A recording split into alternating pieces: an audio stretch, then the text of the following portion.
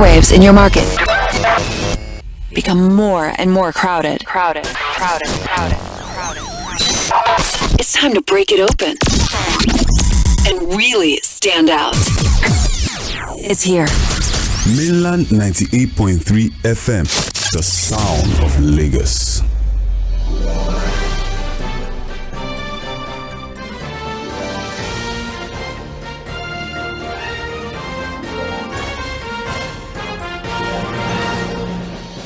This is Mainland 98.3 FM, the sound of Lagos, and we say good morning to you and yours. We're thrilled to have you join us this morning on the show. And first, again, we apologize for the brief interruption in our transmission yesterday morning. I know it's a lot of you that look forward to us or look up to us for information, but thanks to the amazing work of our engineers, our efficient team, we're back, we're ready to serve. So thank you so very much for your patience. And with that out of the way, allow me to properly introduce you and welcome you to another informative episode of Trends in the Papers, where we dive deep into the headlines, we dissect stories that matter, we bring you something of a comprehensive review of the day's news. My name, of course, is Sage Babalola. The papers are here, and we would like to review the Guardian newspaper, the Punch newspaper, The Nation, and then the Vanguard newspaper. So get comfortable. Let's have your full attention for the duration of the show. And speaking of dissecting the news headline, right?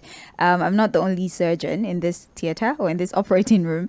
I have 𝗏𝗏 joining us virtually for a very comprehensive evaluation of the headlines that we would be looking through today. Good morning to you, 𝗏𝗏. Yeah, good morning, Sage. How are you doing? Very well, thank you. Thank you for asking. How are you doing as well? Yeah, I'm fine. It's good to be back. Yesterday, the disruption, but again, we had to do what we needed to do to get better. So we're back. Yes. Back and better. Yes. And again, thank you so very much to our listeners for waiting. We've upgraded and we're here to serve you, like I said before. And for everyone that reached out to us, thank you so much. Right? It was so emotional. So people really care about us deeply. Thank you so much for reaching out to us. We're fine. We just needed to upgrade our systems. All right. We have the papers here, the Guardian, the Punch newspaper, The Nation, and like I said, Vanguard. Let's start with Guardian newspaper. Let's look through the report. The story, or the top story here on the front page of the Guardian newspaper, lacks PIA implementation, leaves NNPCL, NUPRC, and MDPRA in disarray. This is on page 6 of the Guardian newspaper. Now, the writers to this particular story: mergers of regulators, boards of NNPCL, slack for workforce worry stakeholders. Oil sector remains vulnerable as implementation of host community fragment lingers. Operators face tougher environment amidst challenging economic outlook. Now, the projected gains expected from the Nigeria's oil and gas sector following the passage of the Petroleum Industry Act have remained a mirage as poor implementation leaves principal actors in the battle for supremacy and revenue. The rent-seeking attitude of the federal government, the bribe-demanding officials and bureaucratic processes, which is clouded in secrecy, multiple taxation, and a crisis, have rocked the regulatory outlook, were a few phrases used yesterday by the stakeholders in describing the state of the country's oil and gas industry, a development that is similar to the pre-PIA era. So, 𝗏𝗏, in 2021, former President Muhammadu Buhari signed the Petroleum Industry Act, an act that has been in the works for almost 2 decades, but finally it was signed by the president. And there were a lot of expectations that this act will, in a way, try to at least rectify the listed problems that we have in the petroleum sector, at least legal issues, governance, regulatory, even the fiscal framework of the Nigeria petroleum industry, right? But then the Guardian is reporting that despite that act, despite everything it constitutes, it's almost like we went from frying pan to fire, and they have blamed bribe, they have blamed the fact that there's this fight for supremacy when it comes to oil, amongst other things. So the PIA, do you think maybe an adjustment, or maybe we need to work on our implementation? Well, I think it's just implementation, Sage. Because again, the PIA took years for it to eventually be passed and signed into law by the Buhari administration. And like you rightly highlighted, the idea was to ensure that, our oil sector is run properly. For example, to reposition the NNPCL, for example, to perform like the Aramcos of this world, to make it more viable, more transparent, and a bit more independent, so that it can be run properly like, a commercially viable business entity. That was all of the things about the PIA, issues of bureaucracy, our dealings with IOCs, which are the international oil companies, remittances to government, independence of the NNPCL. So it works to properly position the oil sector for profitability and growth. But unfortunately, we signed the PIA into law, implementation has become a problem, and nothing has changed in the oil sector. We are still witnessing bureaucracies. There's still so much corruption in the system. It is still being run like the old of the old. Nothing has changed. That's what this report is saying. And it's not just the oil sector. See, look at all of the legislative reforms that we've had in the power sector. Right. There are people that will tell you that the power sector is not even better than when we had NEPA. That even the old days of NEPA was even better than what we have now. Despite the privatization and every other thing that we thought we had done with the power sector. So sometimes it's not even about the law now or about legislative procedures that we have been able to put in place to get reforms done. It's also about implementation and the willingness of the people to do the right thing. Like people have always said, we can reform some of the institutions, come up with reforms, come up with policies, come up with ideas. What about the human element that comes with this reform? Right. You've reformed an institution, but you have not reformed the mindset of the people, working and driving those institutions. So again, until we also have situations where people are selfless and decide to do the right thing. Some of these reforms will just be reforms on the paper. Nothing will change. Thank you very much, Fuad. You can check page 6 of the Guardian newspaper if you want to see or get more insight on the Petroleum Industry Act and how a disregard for everything that act constitutes have worsened the Nigeria oil sector. Moving on, we have other stories here. We're still talking about the oil sector. Diesel may trade near 1,500 naira a litre as oil prices spike. Wow. Businesses are in trouble. This report highlights the troubles of the businesses. The writer to this, federal government to face another round of subsidy payment crisis. That is the highlight for me. But let's look at the body first. The federal government will, in the coming weeks, incur more subsidy on premium motor spirit, otherwise known as petrol, as the price of crude oil yesterday jumped to a record high of $97 per barrel. Manufacturers and business owners may also witness an exponential rise in their cost of production, as the prevailing situation may push the price of diesel and aviation fuel to near 1,500 per litre. Oil price has maintained continuous rise and witnessed an increase of about 4% yesterday, as Brent traded for about $97 per barrel, to keep the hope of analysts who believe the commodity will soar past $100 per barrel on track. So we have this. Nigeria consumes approximately 19.5 billion litres of petroleum products yearly, with about 99% of that consumption being premium motor spirit, while diesel and aviation make up only about 1%. Fuad, so I know that for diesel, anytime the prices go up, the outrage is somewhat controlled because it's not a lot of people that use diesel. But PMS, yes, the reaction is usually very, very, is worse than for diesel. But still, a lot of businesses are going to suffer, especially because of logistics, people who move their goods, amongst other things, people who need to travel for their businesses, because aviation fuel is also going to go up, which means that you pay more to fly or move around, via air. So, Fuad, how exactly do we manage this? Because this report in the Guardian newspaper is saying, as much as the government are saying we're just intervening by paying the amount we're paying is not necessarily subsidy, they suspect that the government might seriously need to consider, maybe going back to the subsidy era with this new development. What are your thoughts? Sage, I don't want to sound alarmist, but again, these stories come with a natural alarm. They come with their own alarm. I'm not the one to sound the alarm. The alarm is already embedded in the story. I must say that, the outlook is that we're in trouble.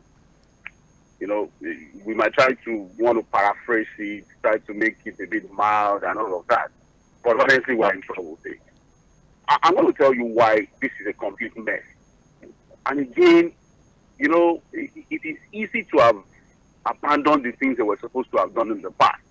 And now those things are the things that are haunting us now. And as an oil-producing nation, we built 4 refineries because of corruption, lack of vision, inefficiencies of government. We ran the 4 refineries aground. Sage, somebody was asking me, a very young Nigerian was asking me yesterday, but why are we disturbed as an oil-producing nation that oil prices are going up? Because I saw the young girl was trying to, get a meaning from that. She was just trying to make a sense of it. Maybe we're an oil-producing nation. So as an oil-producing nation, why are we worried that the price of crude oil is going up in the international community? Are we not supposed to be celebrating it? It's just like you are producing yam, all right, and the price of commodity keeps going up, and you are a producer of that product. Are you not supposed to be happy? Right. That a producer should be worried if prices of the product are dropping below market value or profitable value. And I said, you know what? Yes, that should be the case for Nigeria. That crude oil is selling at an all-time high, very close to $100 per barrel. But the reality is that we are not making money because, again, we are not producing enough. Again, because we don't have functional refineries, so whatever we even make from crude oil sales has to go back into a very fraudulent process of bringing PMS into the country. Now, we have 3 issues to deal with here. There are people who are already saying that the price of PMS has been adjusted a bit at the pump level, although it has not been made official. Again, if we are going to go by what the government told us at the point of removing subsidy, that the price of PMS will be determined by market forces. The market forces that we have now means that it does not even make any sense. That we are buying a liter of PMS now for anything less than 900 naira per liter. The reason why diesel is going crazy, the price of diesel is going crazy and is being projected to hit 1,500 naira per liter is because the market has been deregulated and the government is not intervening in any way. The only reason why the price of crude has gotten to close to $100 per barrel and the dollar is already above 1,000 naira per dollar, let's just be very clear about that. Even though the government has not been open about it, they've not been truthful about it or transparent about it, but the reality is that, look, subsidy is back. The problem is that the subsidy numbers are now going to go up. So whatever we are doing now as a form of intervention, if the government still wants to keep the price of PMS at this level, for fear of what the people will do as a reaction to another increase in the price of PMS, it means they have to do more, which means whatever they are doing has to go up, whatever intervention they are doing has to go up. If it is subsidy, then we now have to pay more. So we are back to status quo. We are back to the pre-subsidy removal era. Nothing has changed. So it all means that, look, all of the sufferings that you have gone through in the last 4 months meant nothing because we are now back to status quo. It is unfortunate. It is sad. I don't see a way out. That's why I'm saying that we're in trouble. Page 18 of the Guardian newspaper, you get more details on this particular report. Please be aware once again that we are streaming live on Facebook and YouTube. So please, you can join us via our social media handles. Go to Facebook or YouTube, Mainland 98.3 FM. You can see everything going on in the studio and you can also drop your submissions real time. When it's time to open the phone lines, I will read those messages. But for now, please join us on Facebook. Just search Mainland 98.3 FM and you would immediately be connected with us. We're moving forward, but this report is still on what is going on in the oil sector. I think the oil sector has majority of the attention this morning. Yes, stakeholders are tryst bicker over return of petrol subsidy or CRIST. I don't know how the organization is pronounced, but anyways, the writers to this story is 169.4 billion on PMS, not subsidy but NNPC deductions, says Emmanuel. Zikiru Lai, Tinubu should be courageous to announce return of subsidy payment. Where is the money saved? TUC asks federal government to account for gains on subsidy removal. Now, following indications that the federal government might have returned to subsidy payment on premium motor spirit due to the fluctuations of foreign exchange and crude oil prices, stakeholders in the sector have said the 169.4 billion reported to have been paid for subsidy on PMS as a means to stop the hike in the pump price of petrol is inaccurate.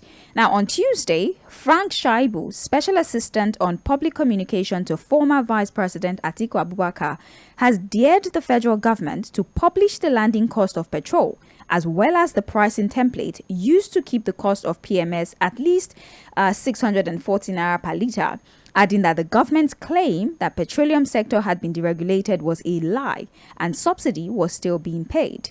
The Chief Executive Officer of Dairy Hills Limited, Kelvin Emmanuel, said the money being paid is payments that the Nigerian National Petroleum Company Limited deducted for use in reconciling forward contracts on past crude oil swap deals that will run until November of 2023.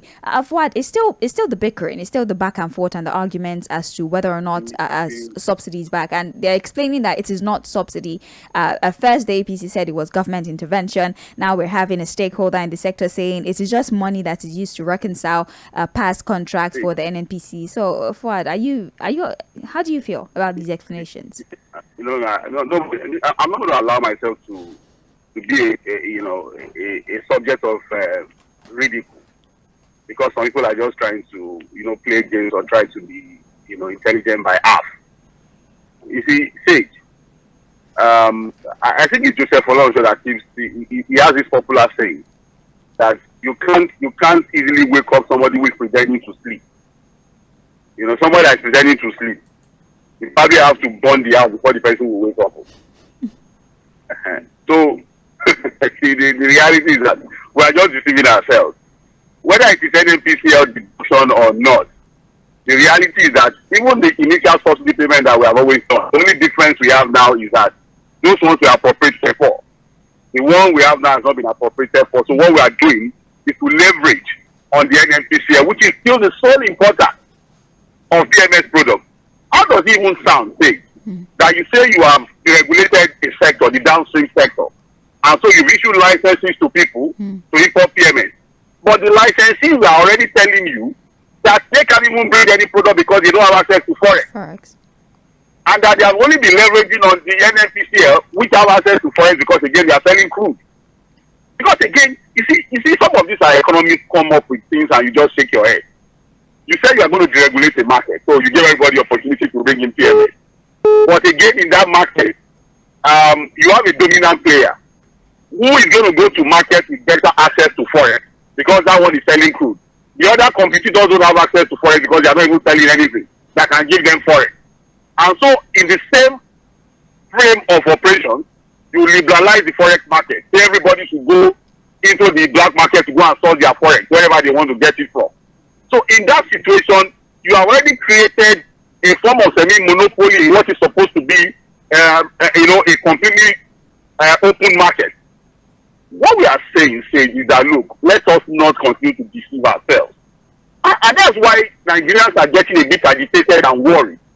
That getting to a point where government is now so enclosed with information. You can't even get information freely from the government.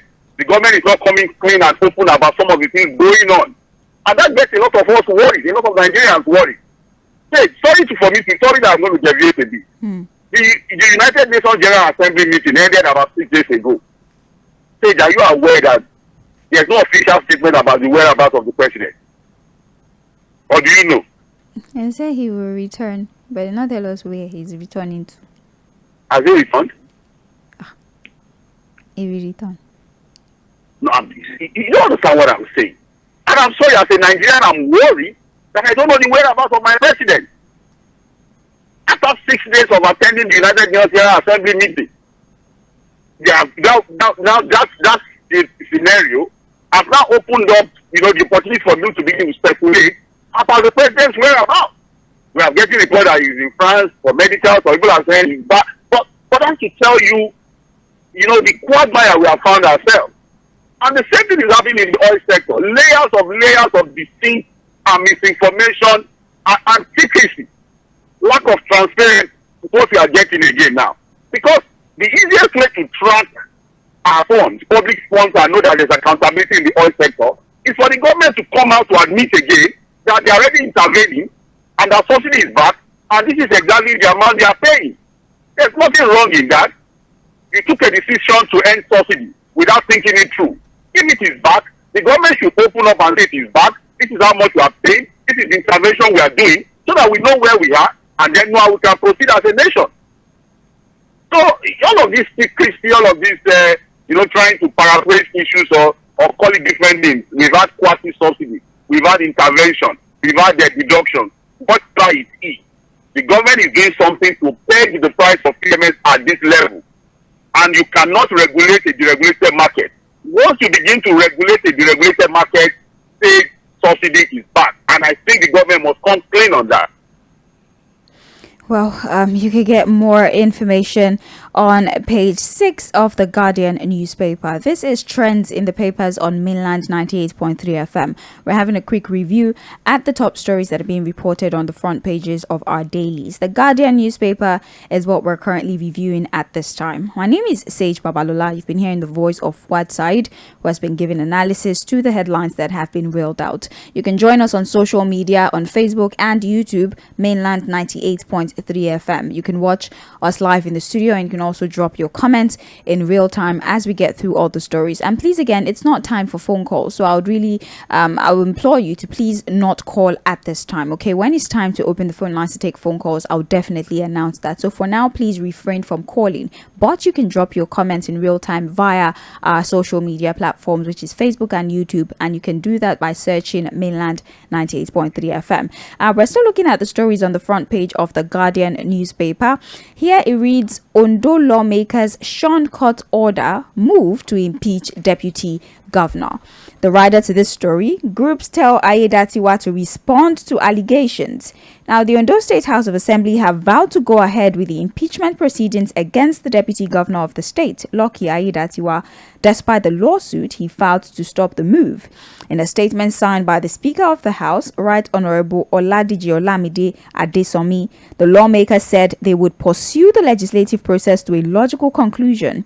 The House says, and I quote, will not abdicate or compromise its sacred constitutional duty to hold elected public officers accountable, particularly where there is a serious allegation of corruption and abuse of power leveled against the deputy governor in this case. Fuad, Lucky Ayédatiwa, the deputy governor of Ondo State, is like there's more woes onto him, as despite the fact that he had prayed the Akure High Court to stop the House of Assembly from proceeding with the impeachment plans against him, the House are very steadfast in their dedication to making sure he faces the law. Now, we have groups and individuals in Ondo State that are saying, rather than rushing to the High Court to get an injunction that protects you from, prosecution, amongst other things, why don't you just come out and clear the air about the allegation? And the House of Assemblies are also saying, we've not even, submitted to you the impeachment order or anything like that. It is not even official yet. We've not served you a letter,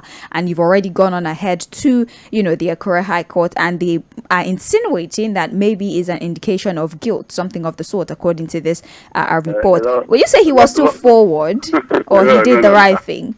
Lucky Ayédatiwa is a politician. He understands what's going on. He knows the governor wants him out, and all of these allegations are just, trying to, give a dog a bad name to angry. If you understand what I'm saying. So he knows that the best thing to do is to hope that the court will stop whatever is being done to remove him as deputy governor of Ondo State. But we've seen things like this before. See, this is not the first time we're seeing situations where deputy governors have been removed because the government does not want them again. So what they do basically is to use the National State House of Assembly, which is always like a rubber stamp, assembly to different governors. So what they do is to just come up with trumped up allegations, set up a panel of inquiry, get the state judicial officer to set up an impeachment process, and eventually impeach the deputy governor. So what I think would happen in this Ondo case is that, look, these assembly members will not listen to the court. They will still impeach this man. So what will happen is that the impeached him, his security details will be removed. A new deputy governor would be, got in for, by the governor, whoever he prefers will now take that seat.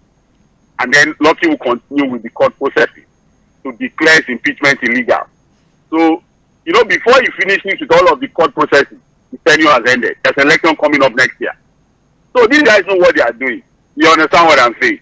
So what they will do is that they will just ignore whatever. They might even tell you that they are not even aware of any court process that is stopping them from doing their legislative duty. In fact, some of them would even argue that, look, because of the doctrine of separation of powers, the court cannot stop a legislature from investigating a deputy governor. And that it is their own constitutional right and responsibility to impeach a deputy governor if they found him wanting on allegations of corruption and all of that. So you have that back and forth. Lucky will be impeached eventually because the governor wants him to be impeached. And then you have a situation where you will now continue to go to court trying to declare his impeachment illegal. In the process of doing that, time will end. By next year, another election comes up, and that will be. You might even have a situation where you will get a ruling eventually that impeachment was illegal. It would have been too late because the new government would have taken over. So I think that was the plan, really. There are people who are already planning for next year. I think there are people who are already even planning for the post-Tʀᴇɪᴅs era in Ondo State. And they are not just happy that the deputy governor is positioned in that way. So they want him out. I think it's about political positioning. There's a new calculation going on in Ondo State.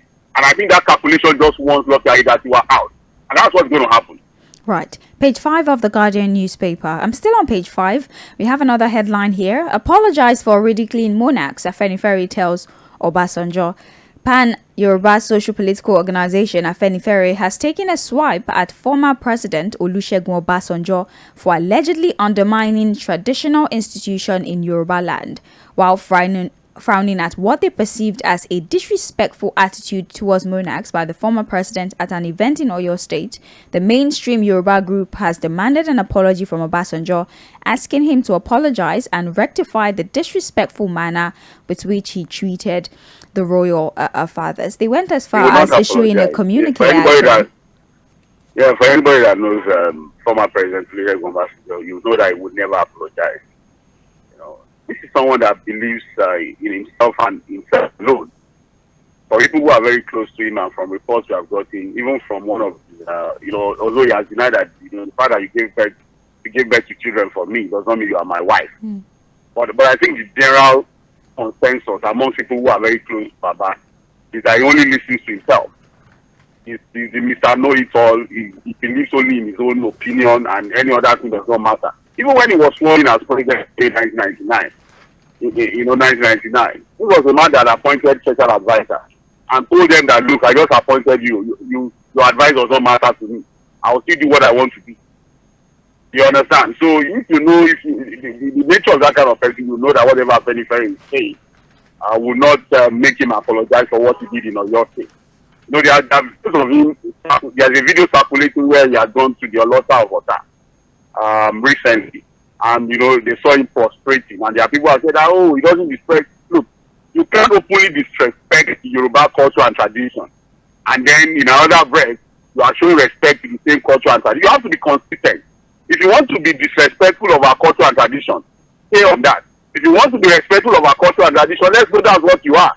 But today, you disrespect the same culture and tradition by ordering others to stand up and sit down like school children. And in another video, you are there prostrating for the same people. So you know that that's inconsistency. And for me, it's just hypocrisy. But if it's what it is, he will not apologize. I think we just have to move on. All right, then. That is that for that particular report we do have here. Like I said, it was on page 5 of the Guardian newspaper. Now, moving forward, Labour Party backs strike as Oluomo warns NLC against interfering with NURTW. That's on page 3 of the Guardian newspaper. The report reads, the leadership of Labour Party has declared support for workers over industrial action planned by Nigeria Labour Congress and Trade Union Congress, scheduled to begin October 3rd. The National Publicity Secretary Obiora Ifo, in a statement, said Labour Party is aware of the sordid conditions which workers, the majority of them being our members, are subjected to, whereby many of them go to the office on Monday and are forced by the prevailing economic challenges to sleep in their offices all through to Friday before they return home. The party called on all members and supporters to stock their homes with necessary needs ahead of a long-drawn mass action until victory is ascertained. We think the Nigerian workers have shown enough patience and understanding. That's one half of the story. The Punch newspaper gives us a more comprehensive report about that, because this is a two-in-one story. They're also referencing the whole discord going on with the NURTW, especially after the suspension of the chairman, Musiliu, popularly called MC Oluomo, was lifted. And there's this internal tussle between who heads the organization, amongst other things. And he has asked the NLC to stay out of the matter and allow the NURTW to handle that particular situation. But since we're talking about the strike, Fuad, the NLC is talking tough. They're saying this is going to be the mother of all strikes. And people should start stocking their homes. In fact, there's conversations about there's a possibility of a blackout because the electricity workers are going to join the strike. Even those who work in healthcare, they're also warning that they will join the strike as well. So, Fuad, I ask again, don't you think that the consequences of this strike would be more, deleterious to the people rather than actually solve the problem they're trying to fight against? So, Sage, what's the condition of the people now? It's bad. Fuad, I know it's bad. It's already a bad situation. I told Sandra the last time she asked me a similar question. The same question. Look, you are talking about the strike action will make matters worse. The condition of people is bad. It's a very bad situation already. See, it's a bad situation already. And if the strike action will now make the government to begin to rethink some of these policies that have put the people in this situation, so be it. You cannot say, the strike will make things worse for the people. Things are already bad. Things are not worse already. You understand what I'm saying? I'm with you. And the strike action is a battle to save the people from further impoverishment. It's not because they just want to intentionally ground the economy. Yesterday, the NLC chairman in Lagos State was with Sandra on a program here in our station. And after the show, I had to call the woman on the sidelines to ask her some questions. And she told me that, look, a lot of people don't know what Nigerians are going through at this time, especially workers. And that unfortunately why we are so disturbed is that the government has not shown any willingness to attend to their requests and demands. And that's why they sit on the sidelines, hoping that the government will look at their demands. They are living longer than life. The National Assembly got 70 billion, shared it amongst themselves. After sharing that one, they were going on vacation, they got emails. They got prayers in their emails. Yes. You understand what I'm saying? Every month now, workers sit back and see the government share very huge FAC allocation amongst themselves. So the politicians are getting more money, whereas other Nigerians are suffering. The workers are nothing at stake for the workers, and miss all of the suffering that we are talking about. And so you want them to sit back and do nothing about it? I asked the woman, I said, look, this October 3rd strike action, how serious should Nigerians take NLC? And she said, look, if there are Nigerians who are still doubting that action, they are better to plan ahead because it's going to be a complete shutdown of the economy. And if MC Oluomo, for example, is saying that NURTW members will not be a part of it, that is not the problem. But I'm sure Pen-Gasi, Nupeng, and other affiliate unions of the NLC and TUC will be a part of it. Yeah. I'm sure MC Oluomo would have to find a way to quell his own bosses. Because what would happen is that most filling stations will not sell. Yeah. Because if Pen-Gasi joins, the upstream sector will be shut down. If Nupeng joins, the downstream sector, which involves retail and marketing of PMS products, will be shut down. The aviation workers, if they join, nobody can fly anywhere. Even that would even disrupt international flights. So when we say you are short, look, if the NLC and TUC work together the way they are talking now, and it seems that, they seem to now be in agreement, we can see it's likely going to be a complete shutdown of the economy next week, Tuesday. Because again, I think they are very, very serious about it this time. Again, it is left for the government to find a way to quickly respond to our fast this shutdown of the economy. But I'm saying that, look, the situation of Nigerians at this stage has become very, very bad. So the excuse that the strike action will make it worse does not hold water for me. I was listening to the Minister of Labour, Lalong, and you just see them repeating the same thing over and over again. And that they should give them more time, the strike action will make a very bad situation worse, blah, blah, blah, and all of that. I'm like, that is not what the Labour Congress is asking for organized labor. There's a demand before you. Can you just respond to those demands and tell them what you are ready to offer? Well, the government is not putting anything on the table. That's what the organized labor is saying. So again, we'll wait to see what happens. I think the Labour Congress is more organized and prepared for this industrial action. And I think there's enough time for the government to quickly respond and avert it. By being more concrete and more tangible about the things they are putting before Labour. Yeah, here's the thing. That's why I was referring to the reports in Punch newspaper. By the way, that is it for Guardian newspaper. I have now moved to the Punch newspaper. And the report here is that the leadership of Labour, they are both saying, regardless of whatever meetings, whatever consultations or negotiations that the federal government might be bringing to the table, it is absolutely nothing that they can do at this time except they answer to all the demands of the Labour that will cause them to stop the strike. That even if they have a meeting and they're trying to negotiate, they're trying to say give us more, they're not going to stop the strike. They will only stop when they start to see actions, when they start to see the federal government answering to at least some of their demands, and then they can now think about meeting and then maybe jettison the strike. Wait, Sage. Just hold on, Sage. Let us even leave the demands of Labour. Yeah. In July, the president addressed the nation on this subsidy removal thing. And a lot of things were announced by the president that the government will be doing to alleviate sufferings of Nigerians and businesses generally. Do you remember? Yes. There was the student loan.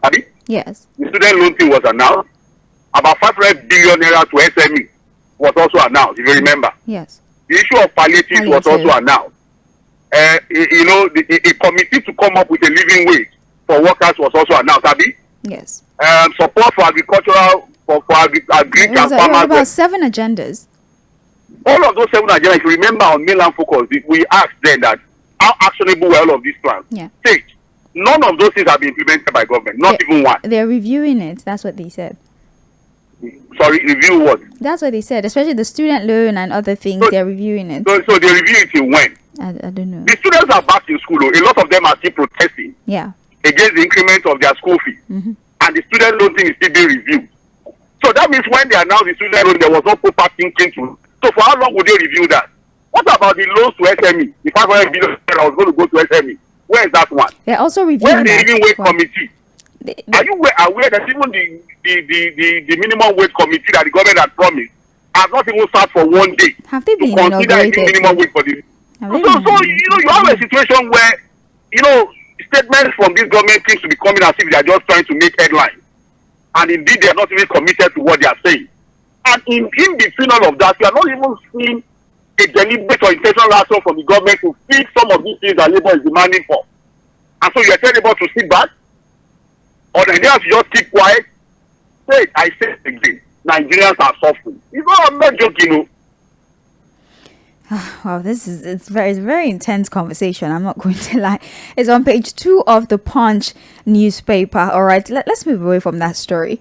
We have here also on the front page of the Punch newspaper, debt crisis, stop tax waivers, IMF tell Nigerians. Well, I would almost guess that IMF listens to the show.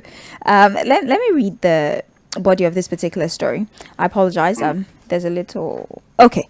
The International Monetary Fund has advised Nigerians and other sub-Saharan African countries to focus on eliminating tax exemptions and mobilize domestic revenue to reduce their fiscal deficit. It said this was a better approach than reducing fiscal expenditure, which could be detrimental to economic development. The lender stated this in a paper titled How to Avoid a Debt Crisis in Sub-Saharan Africa.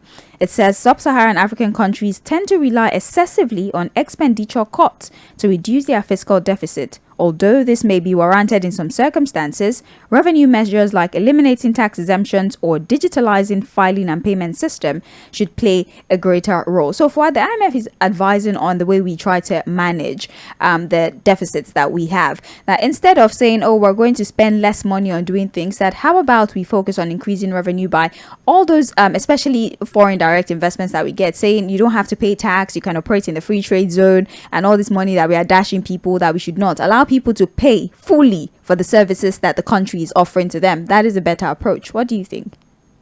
Yeah, I agree. When we talk about tax waivers, I think we have to be careful to generalize that statement. There are sectors that may deserving of some form of tax waivers, just to keep them afloat at this time, if you understand what I'm saying. In fact, there are sectors that will tell you that this is the time for government to even intervene with some form of support, financial support for those sectors. You understand what I'm saying? But generally, we need to look at this as tax waiver policy, because what we are getting is that people that are supposed to be paying taxes are the ones that are being exempted. Yes. Whereas the people that are supposed to get waivers are not getting it. If you understand. So, luckily, the president has set up a tax reforms committee. And I think one of the things they will look into is our tax waiver policy. Can we get people that are supposed to really pay those taxes, while we look at those that need some form of waivers, really? You know, businesses, sectors that require some form of support. If you understand what I'm saying. You know, one of the demands for labor is even some tax waivers for workers. Yes. That's also one of the things they are putting before government. And business owners as well, small business owners. And small businesses and all of that. So, yes, I agree with what the IMF is saying, but it shouldn't be a general thing. We should look at it and look at those that should pay, we make them pay. Whereas those that should get some form of support and waivers should also get it. But again, when we look at the issue of our debt problem, I say, it's not just a matter of taxes. It's a part that you find these international bodies not really telling us to look into. Like, they don't even make it a priority for us when they advise us. And that's corruption. You know, our debt problem is also a reflection of our corruption index. See, if not 80% of the money we borrow ends up in private pockets. Look, there are people that will tell you that borrowing is not a problem. And I agree. See, borrowing is not a problem. In fact, on the surface, if you look at our debt to GDP ratio, there's still a very large window of opportunity for us to continue to borrow. Yeah. And that's a fact. We can still borrow more. We have opportunity to borrow more. But the problem is our corruption index, where about 80% to 70% of what we borrow ends up in private pockets. Right. Stage, you can borrow to fix infrastructure. You can borrow to do a lot of things that would eventually now have, positive consequences on your economy. Yeah. You understand what I'm saying? And that is what some nations have done. The U.S. is one of the biggest debtor nations in the world. China owes money. The UAE is in debt too. But what they do is that when they borrow, when they get this money, they put it into things, infrastructure, businesses, facilities that will now have positive impact on their economy. So they are now able to pay back without any stress.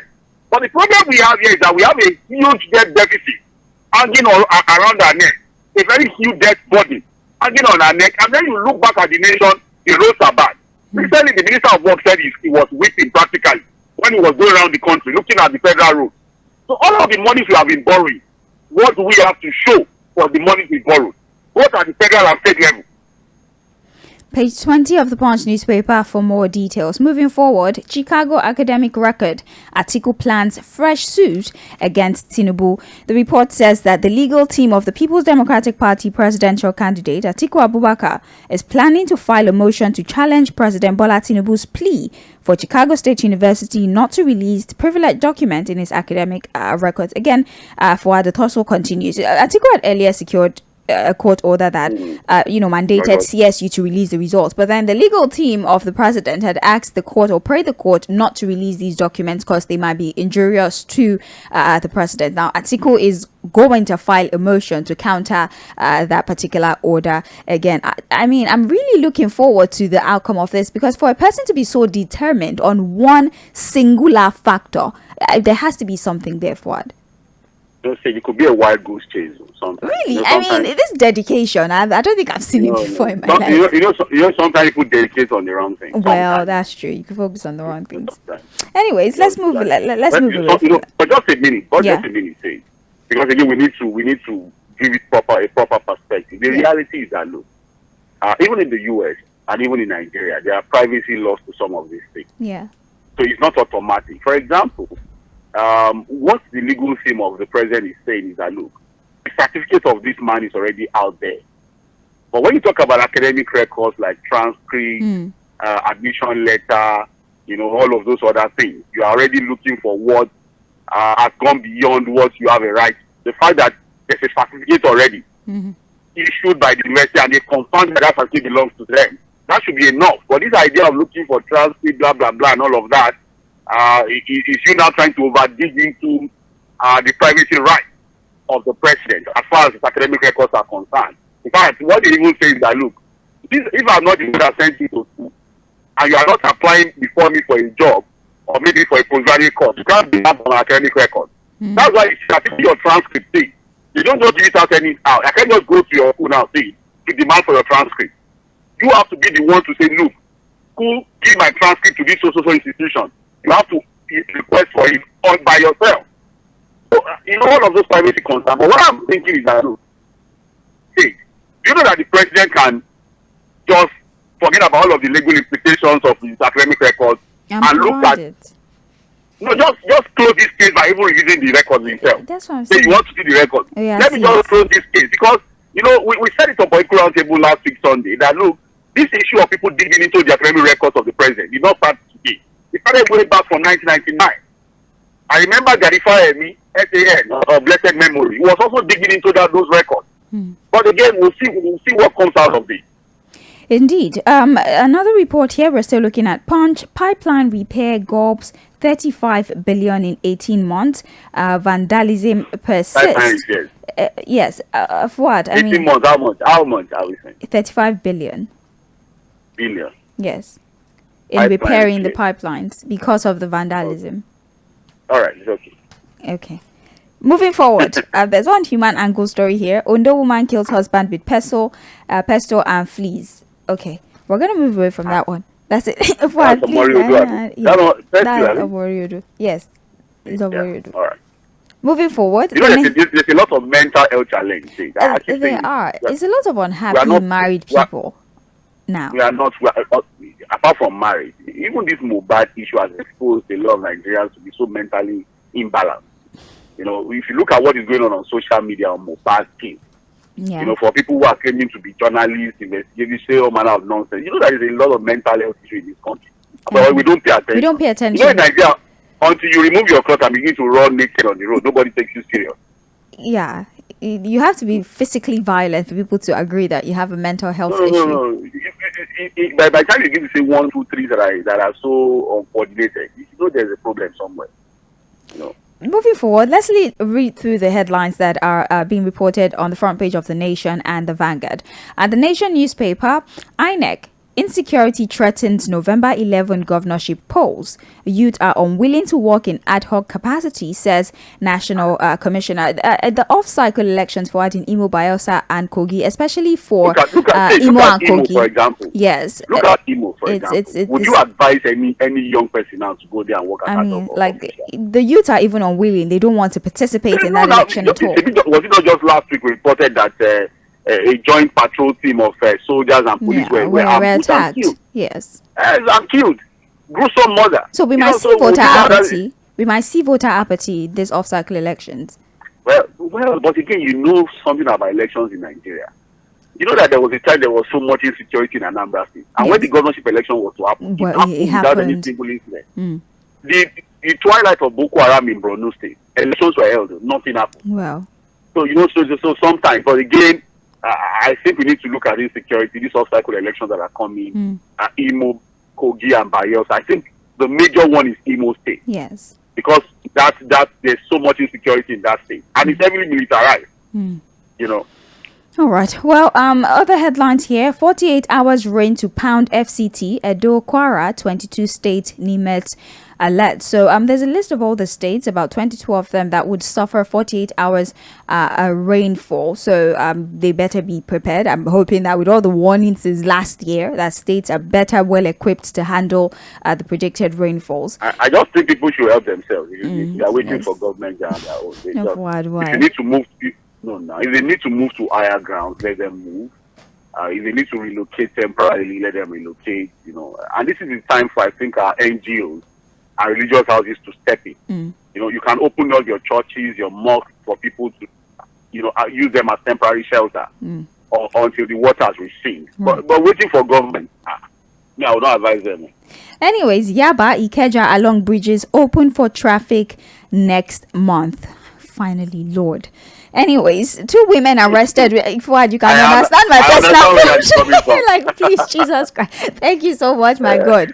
Anyways, 2 women arrested with 1,000 rounds of ammunition, 1,000 rounds of ammunition. And finally, for Vanguard newspaper, NNPC $3 billion loan. Afrimex Bank opens funding talks with oil traders. We also have here gas flaring sacks over 27 communities in Imo. Wow, Imo State is really going through it. Ex-lawyers disagree over Ondo deputy governor impeachment. So much gas deposits. Yes, they have one of the largest gas deposits in the country, actually. And they are flying it away. Well, just flying it. Well, that's all we have for you this morning for trends in the papers. At 8:40 a.m., we'll be back for Mainland Focus, where we open the phone lines and give you an opportunity to contribute to the stories that have been discussed. My name is Sage Babalola. Thank you